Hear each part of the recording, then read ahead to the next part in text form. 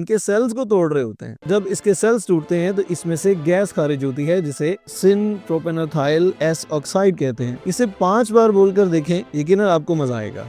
ये गैस जब ऊपर उठती है और आपकी आंखों में मौजूद नमी के साथ रिएक्ट करके सल्फ्यूरिक एसिड में बदल जाती है, तो फिर हमारा दिमाग आंसुओं की गदूद को यानी टीयर ग्लैंड्स को ये इंडिकेट करता है कि वो इस जलन को धोने के लिए ज्यादा से ज्यादा आंसू पैदा करें। तो बुनियादी तौर पर आपके आंसू आपके जिस्म के सुपर हीरोज की तरह होते हैं जो आपकी आंखों को प्याज के चालाक हमले से बचाने की कोशिश कर रहे होते हैं। अब आप सोच रहे होंगे कि इस प्याज वाले ड्रामे को कैसे रोका जाए। तो लोगों ने इसके लिए तरह तरह की हैक्स इजाद किए हैं, जैसे च्युइंगम चबाना, गॉगल्स पहनना, मुंह में रोटी का टुकड़ा रखना। चले इनमें से कुछ को आजमा कर देखते हैं, आया ये वाकई काम करते हैं या नहीं। स्पॉइलर अलर्ट, कुछ हैक्स दूसरों से बेहतर काम करते हैं, लेकिन सबसे बेहतरीन तरकीब ये है कि प्याज को काटने से पहले फ्रिज में ठंडा कर लें। इससे गैस का इखराज कम होता है और आपके आंसू कम जाया होते हैं।